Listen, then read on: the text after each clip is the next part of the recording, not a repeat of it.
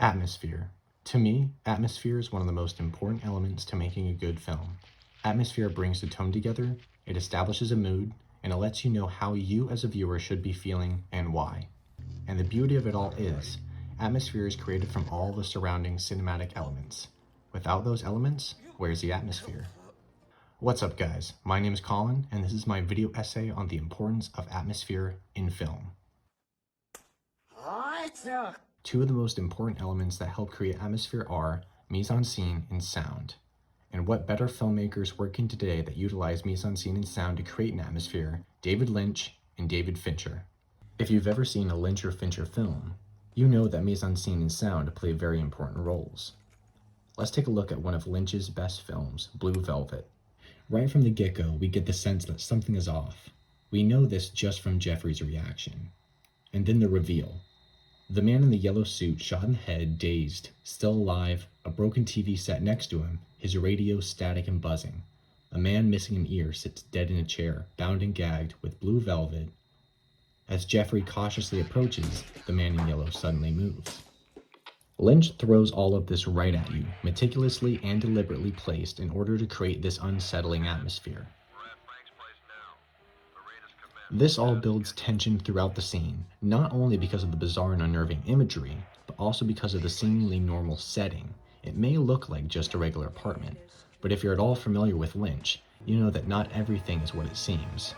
We witness it all just as Jeffrey does, thanks to that detail in mise-en-scene.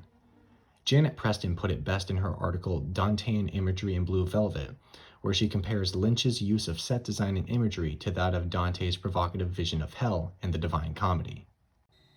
And then the sound just amplifies his sense of tension and unease, the whirring drone of the ambiance, that of unknown or unseen dread, the abrupt distortion of the radio, the same radio that becomes a vital tool in allowing Jeffrey to survive. Later on in the scene when this guy enters. Oh, Mommy! Detective Williams, I'm hiding in the back bedroom.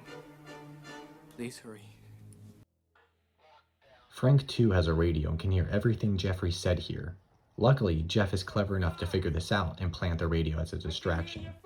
Now, we know Jeffrey's plan, we know that Frank thinks Jeffrey is stupid, and through the sound of the radio and Frank's outbursts, the atmospheric tension is amplified, culminating in the conclusive sound of death.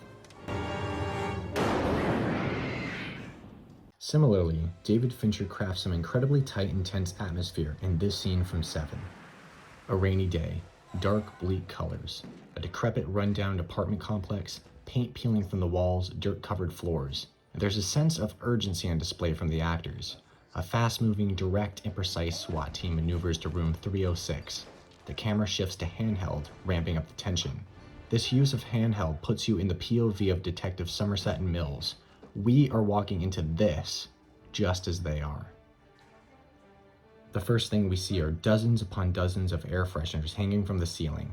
Naturally, we think that many air fresheners must be attempting to cover up something. As we push into the room of air fresheners, look at the lighting. Coming through the blinds like a hazy mist, the lighting creates a sense of mystery and suspense, not knowing exactly what's to come. Cutting through this haze are the SWAT's guns lights, trying to make out what's through the haze. Even with all the lighting, they and we still don't know what we're walking into. Then we get the reveal, accompanied with the killer's MO, written on the wall for all to see. The air fresheners, the placing of the blanket and restraints, and the pictures, all purposely left by the killer, make for a chilling and unnerving sense of atmosphere. He's laughing at us. This is where the use of sound comes into play. Silence. The characters have eased into the situation, and then that cough adds a whole new layer to the scene. Not only is it completely unexpected, but coming from this guy, it's even more horrifying. We go from cautious quiet back to urgency, now with fear. And that's thanks to one perfectly timed cough from a tongueless skeleton who's been strapped to a bed for a year. Funny enough, Seven is compared to that of Dantean imagery as well. In Valerie Allen's article, Seven, Medieval Justice, Modern Justice, each victim's killing is likened to the levels of Dante's vision of purgatory. Mise-en-scene and sound are integral to crafting an effective and immersive atmosphere, and these guys definitely know how to do that. So whenever you're watching a film and you get that sense of uneasiness, you find yourself tensing up or grimacing at the screen, you know that they're doing something right.